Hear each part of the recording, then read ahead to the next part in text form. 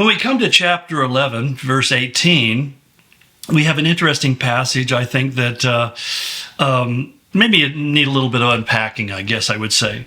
It reads this way. It says, "A wicked person earns deceptive wages, but the one who sows righteousness reaps a sure reward." So let me break that down a little bit. What are deceptive wages? Well, deceptive wages are wages that don't last. I mean, it's one of the things we're told in Scripture is not to put our heart or to look to treasures because they can fly away very quickly. Later on in Solomon says, an inheritance that comes quickly will disappear even more quickly. So it's the idea that if I had a lot of money, say, for example, I won the lottery and suddenly I was given all this money, and we say, oh, how that would be life-changing. In fact, there's a whole phrase they use now. They say that's life-changing money. And basically the insertion there is that it changes your life for good. The implication is that it changes your life for good.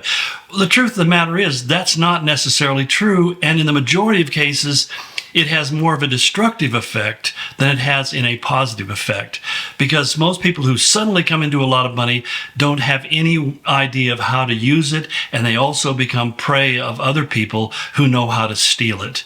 And so it's important that we understand that easy come means oftentimes easy go.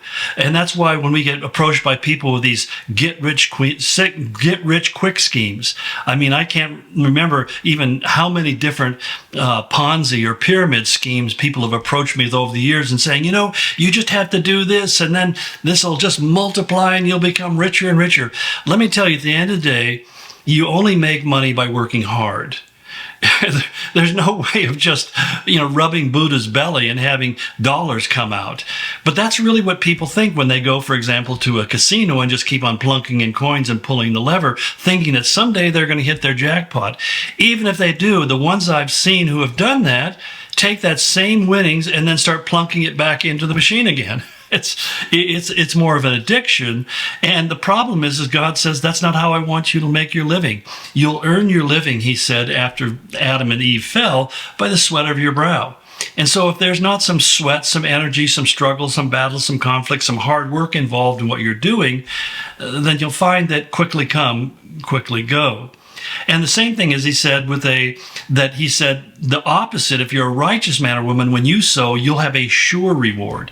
In other words, the hard work that it took to produce the profit is something that you value and appreciate. You don't just waste it because you know how hard it was to come up with it. And that's one of the things I think is so important when you're talking about young people. When they're growing up, they need to learn the value of money. And how do they learn the value of money? By learning how hard it is to get it and how quickly it can disappear.